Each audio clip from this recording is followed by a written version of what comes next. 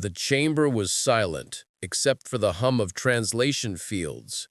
Commander Elena Kovac stood at the center of the Galactic Tribunal, her hands bound in ceremonial restraints that glowed with soft blue light.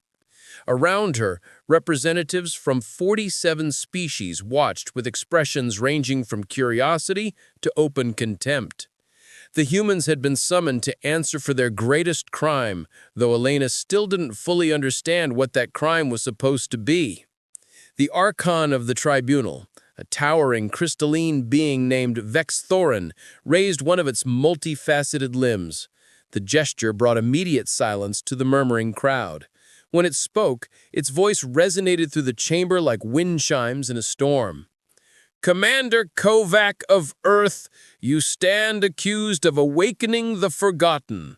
Your species has violated the most sacred law of the Galactic Accord. How do you answer? Elena's jaw tightened. 3 months ago, her research team had discovered an artifact on Kepler 442b during a routine survey mission.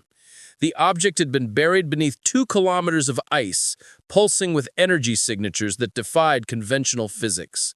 Against the protests of the expedition's alien liaisons, Elena had authorized the excavation. What they found changed everything. I answer that we discovered something extraordinary, Elena said, her voice steady despite the weight of thousands of eyes upon her. We found a device that could revolutionize energy production across the galaxy. We found hope. A ripple of anger moved through the assembly. One of the delegates, a serpentine creature from the Srissarks collective, hissed loudly, "You found damnation, human! You found the reason our ancestors fled to this corner of space 10,000 years ago!" Elena had heard this story before, during her interrogation. According to galactic history, the elder races had once inhabited a different region of space, a paradise of infinite resources and technological wonders. Then something happened, something so terrible that it was erased from all records. The survivors fled, established the Galactic Accord, and made one absolute law: never return to the old territories, never seek the ancient technology, never awaken what sleeps. But humans were new to the galactic community. They hadn't been taught the old fears, hadn't inherited the ancestral terror that kept other species away from certain regions of space. When Elena's team found the artifact, they saw only possibility. The device is safe, Elena insisted. We've studied it extensively. It poses no threat to anyone. Vexthorin's crystalline form seemed to darken, fractures of shadow spreading through its transparent body. You understand nothing. Bring forth the evidence. 2 guards, both from the militant krill species, marched forward carrying a sealed containment unit. Inside, Elena could see the artifact her team had discovered. It was roughly spherical, about the size of a human head, with a surface that seemed to shift between solid matter and pure energy. Symbols covered its exterior, writing in a language that predated any known civilization. The containment unit was placed on a pedestal at the center of the chamber. The moment it settled into place, every light in the tribunal dimmed. The artifact began to glow, soft at first, then brighter, until it cast strange shadows that seemed to move independently of any light source. Elena felt her breath catch. This wasn't supposed to happen. The artifact had been dormant since her team brought it on board their ship.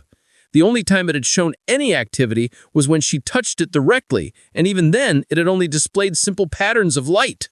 "You see," Vexthorin proclaimed, "it responds to this place, to the gathering of so many species. It recognizes us. It remembers." The artifact pulsed, and suddenly the air filled with images. Holographic projections emerged from its surface, showing scenes that Elena struggled to comprehend. She saw cities that dwarfed anything the current galactic civilization had built, structures that seemed to fold space itself into impossible geometries. She saw beings of pure energy working alongside organic creatures she didn't recognize. She saw technology that made even humanity's most advanced achievements look primitive. Then the images changed. The beautiful cities began to crack and crumble. The sky above them turned dark, not with night, but with something else, something that seemed to devour light itself. The beings in the visions ran, fled, screamed silently in the holographic display. Whatever had happened to the ancient civilization, it had been catastrophic. The visions faded, but the artifact continued to glow. Then it spoke. The voice came not from any speaker, but directly into the minds of everyone present. It spoke in a language that shouldn't have been understandable, yet every being in the chamber comprehended perfectly. The guilt is not where you believe it to be. Vextorin recoiled, its crystalline form resonating with what might have been fear. "Silence it now! Seal the containment now!" But the guards couldn't move. None of them could. Elena realized with growing horror that she was frozen in place as well, her muscles refusing to obey her commands. Only her eyes could move, darting around the chamber to see the same paralysis affecting every other being present. The artifact rose from its pedestal, floating freely in the air. The symbols on its surface began to rotate faster and faster until they blurred into a continuous stream of light.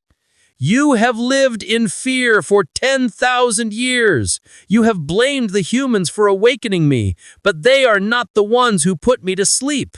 They are not the ones who fled. They are not the ones who abandoned their responsibility." Elena's mind raced. What was this thing? Who had created it, and why? "I am Archive 7. I am the witness, the recorder, the keeper of truth. I was placed in the frozen world to wait, to endure, to preserve the story that you have tried so hard to forget. The humans did not commit a crime by finding me.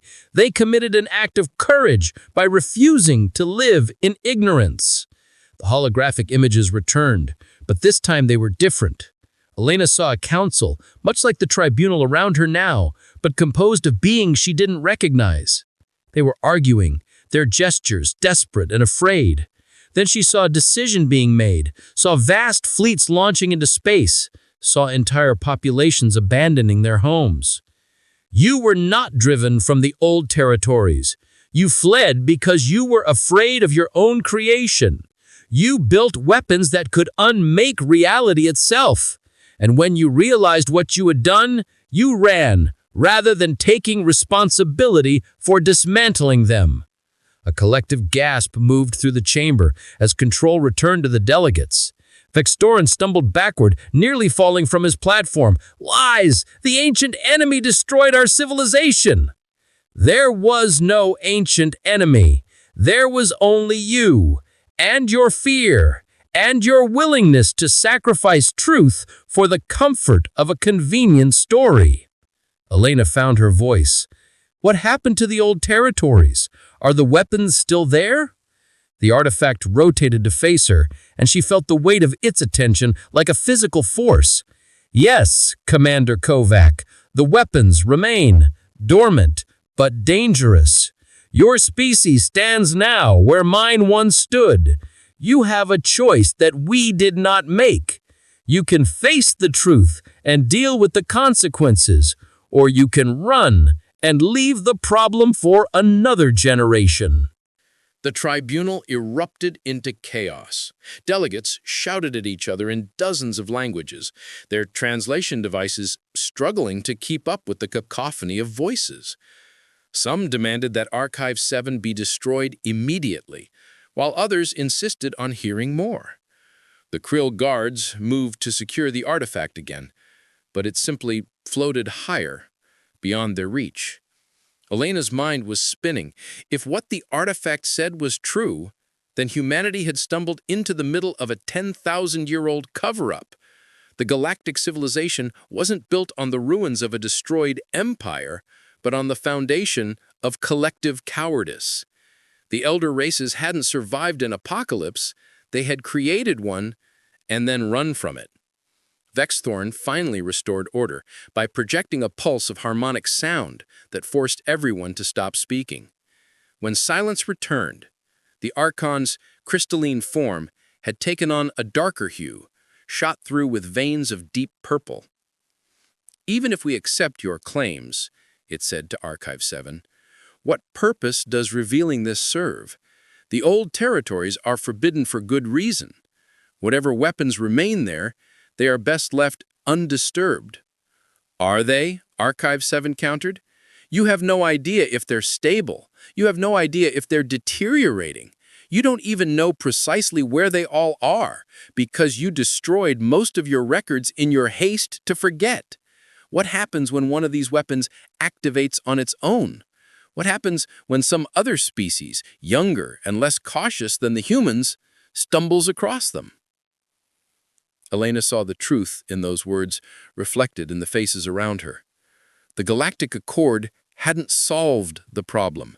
It had simply postponed it. They had drawn a line around the old territories and declared them off-limits. But that wasn't a solution. It was barely even a plan. "You want us to go back," Elena said, understanding dawning. "That's why you waited for someone to find you. You needed a species that wasn't bound by the old fears." "Precisely," Archive 7 confirmed. "The elder races cannot return. Their cultural trauma runs too deep. They would rather risk eventual catastrophe than face what they left behind. But humanity is different. You're young, reckless by galactic standards, but also unburdened by guilt that isn't yours to carry." A delegate from the Thurian collective, a species known for their philosophical bent, rose from its seat.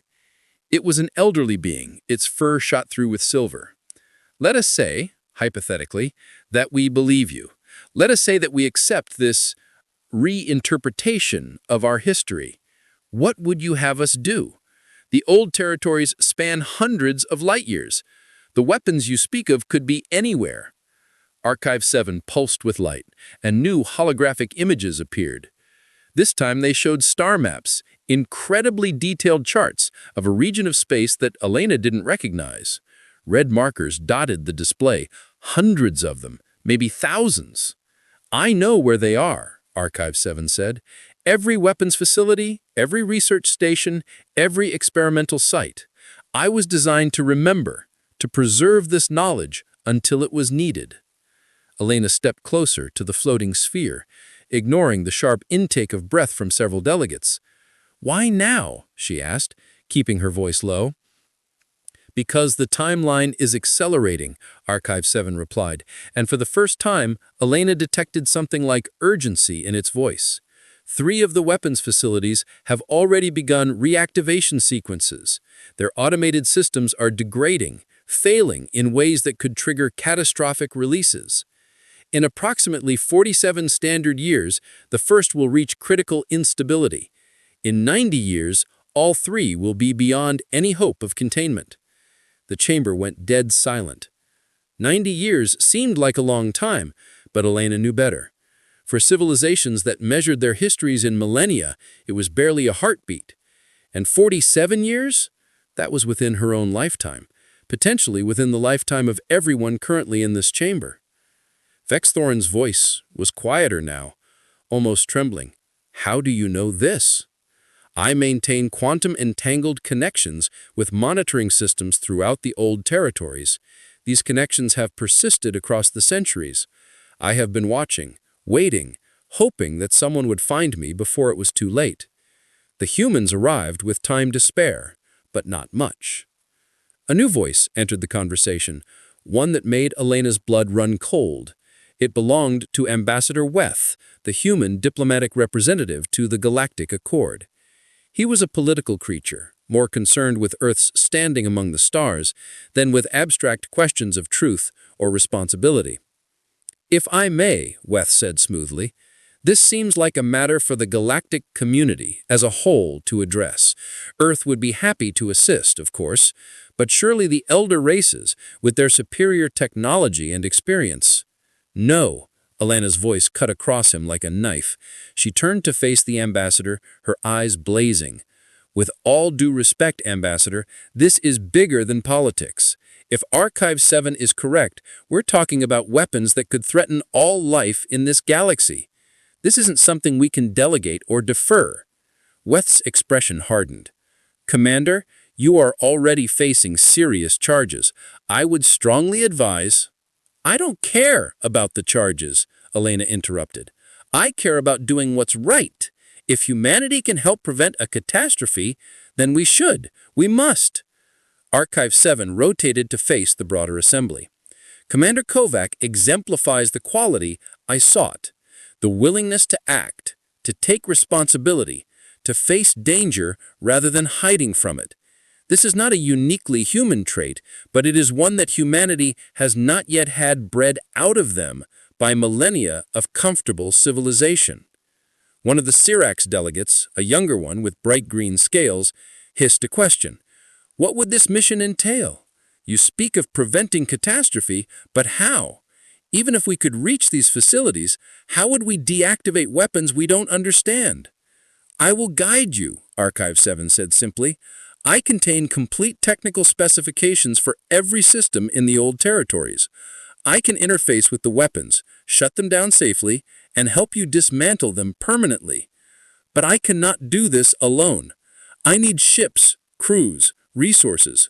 I need beings willing to venture into regions that have been forbidden for longer than most current species have existed. Elena felt something shifting in the chamber, a change in the emotional atmosphere. The initial shock and anger were giving way to something else, consideration, maybe even the beginning of acceptance. These beings had lived with their ancestral fear for so long that it had become part of their identity. But Archive 7 was offering them something they hadn't had before. Not just truth, but a path forward, a way to actually solve the problem their ancestors had created. Vexthorn was silent for a long moment, its crystalline form shimmering with internal light. When it finally spoke, its voice carried a weight that made everyone lean forward to listen.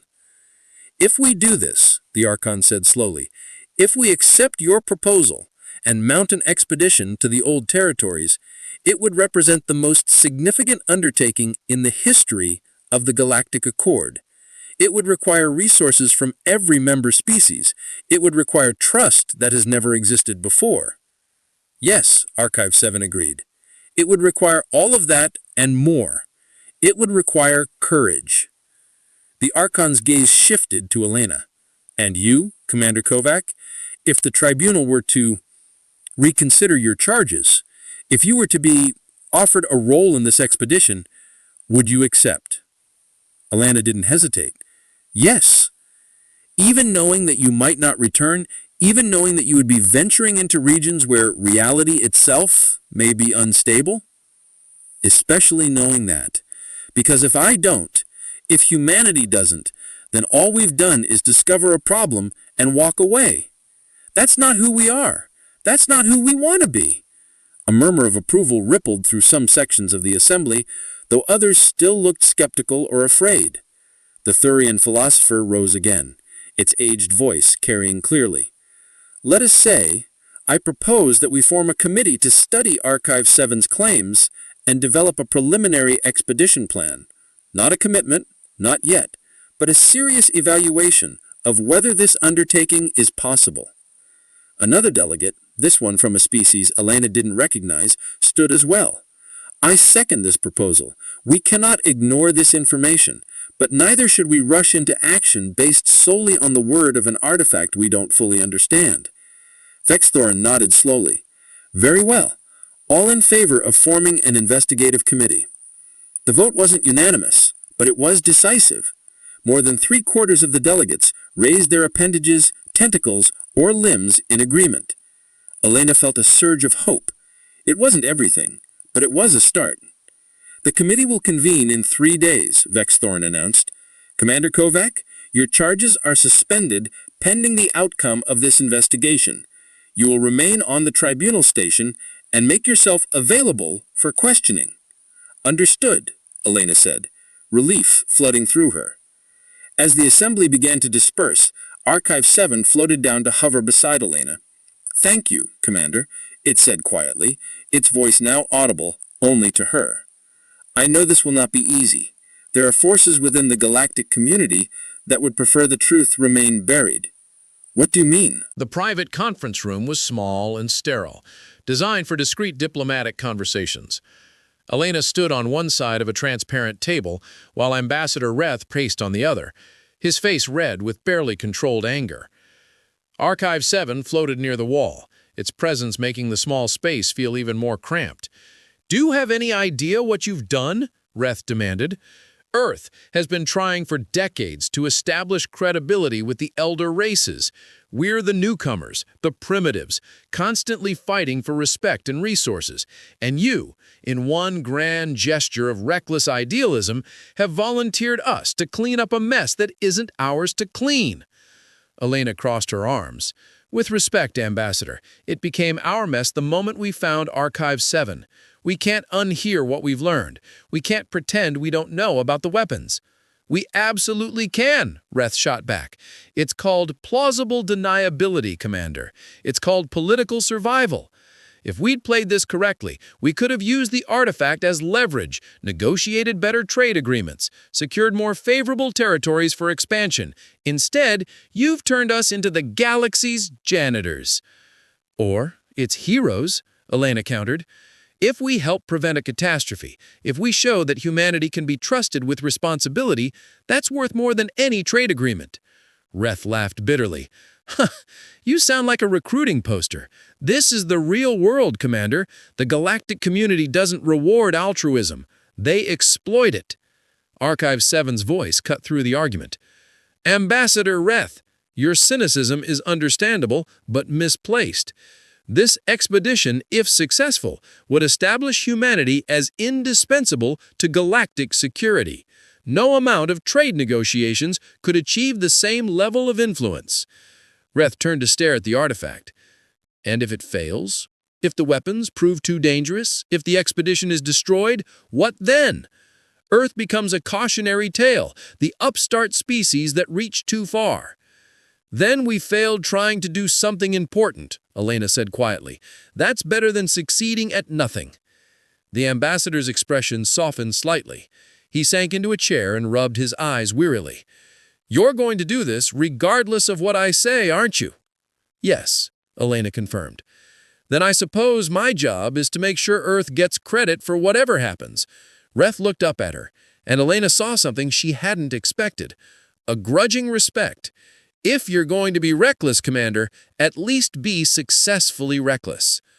Over the next 3 days, the investigative committee worked around the clock. Archive 7 provided detailed information about the weapons facilities, their locations, and the technical challenges involved in deactivating them. Teams of scientists from across the galactic community analyzed the data, verifying what they could, extrapolating where they couldn't. Elena participated in every session, answering questions about her team's discovery of the artifact and their preliminary studies. She also spent hours alone with Archive 7, learning as much as she could about the ancient civilization that had created it. What emerged was a picture of a society that had reached heights the current galactic civilization could barely imagine. They had mastered technologies that seemed like magic: reality manipulation, consciousness transfer, the ability to reshape matter at the quantum level. But with that power came dangers they weren't prepared for. They built the weapons as a deterrent, Archive 7 explained during one late-night conversation. Each faction in their political landscape created increasingly powerful devices to ensure that no one would dare attack them. It was supposed to guarantee peace through the threat of mutual annihilation. But it didn't work, Elena said. No, one of the weapons malfunctioned during a test. The resulting explosion created a cascade effect that destabilized several others. Within hours, entire solar systems were being unmade. The civilization that had taken millennia to build came apart in weeks, and the survivors ran. They had no choice. The weapons couldn't be stopped, only avoided, so they gathered everyone they could, traveled as far as their ships would carry them, and tried to rebuild. But the guilt, the shame of what they had created proved harder to escape than the physical danger. Eventually, they decided it was easier to forget, to tell their descendants a story about an external threat rather than admitting their own culpability. Elena thought about that, about the weight of carrying such a secret across generations. Do you think we can really deactivate them, the weapons that are still active? I believe so, Archive 7 replied, but it will be dangerous. The automated systems have degraded in unpredictable ways. We'll be working with devices designed by beings far more advanced than any species currently alive, and we'll be doing it in environments that may be fundamentally unstable. That's not very reassuring. I didn't say it would be easy, Commander. I said it was necessary. On the third day, the committee presented its findings to the full tribunal. The conclusion was sobering, but clear. Archive 7's information appeared accurate. The threat was real, and action needed to be taken. The question was no longer whether to mount an expedition, but how. Vettsthorn addressed the assembly with a gravity that made the importance of the moment clear. "We stand at a crossroads," the Archon said. "For 10,000 years, we have lived in the shadow of our ancestors' failure. We have built a civilization on the principle of caution, of avoiding the mistakes of the past. But caution alone is not enough. The time has come to confront what we have been running from." The Archon's gaze swept across the chamber, meeting the eyes of delegates from dozens of worlds.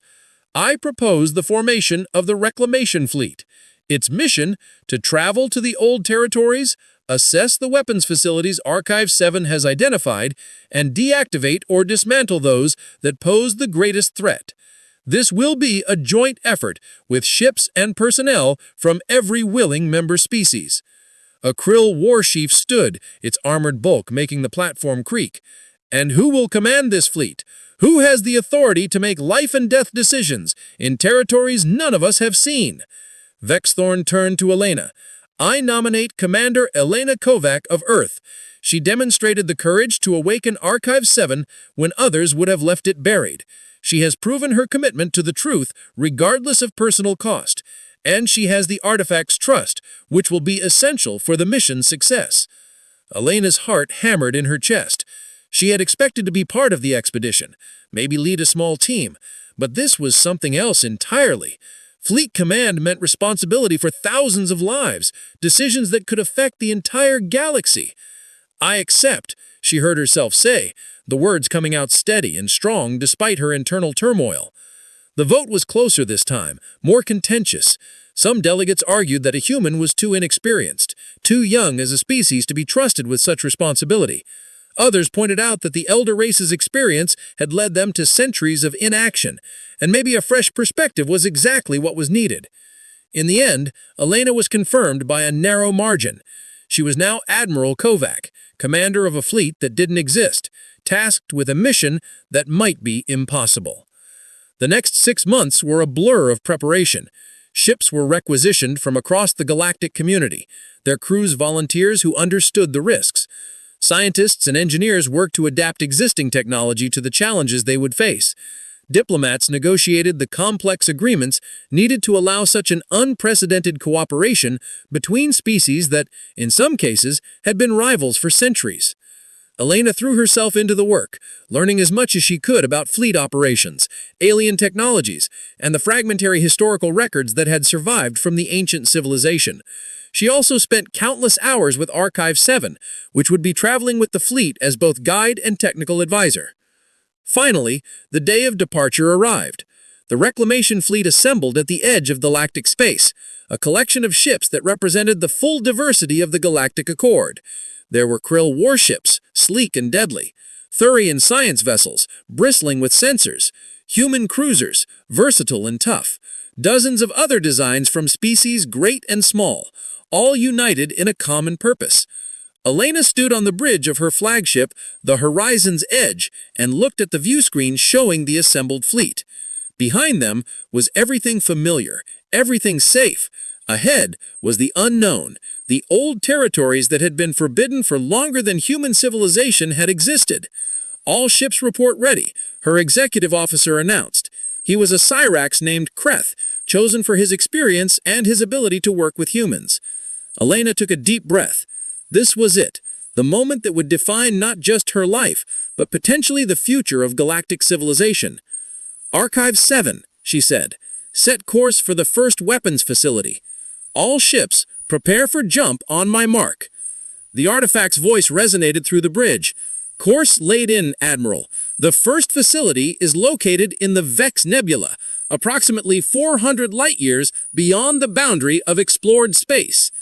"All ships," Elena said, her voice carrying to every vessel in the fleet. "This is Admiral Kovac. Today we do something that hasn't been done in 10,000 years. We face the past not with fear, but with determination to build a better future. Whatever we find in the old territories, we face it together. Fleet, on my mark. 3, 2, 1, mark! The reclamation fleet jumped, vanishing from the edge of known space. Behind them, on the tribunal station, millions watched the departure on live feeds, holding their breath. Some prayed to their various gods, some simply hoped. And in the depths of the old territories, ancient weapons stirred in their long sleep,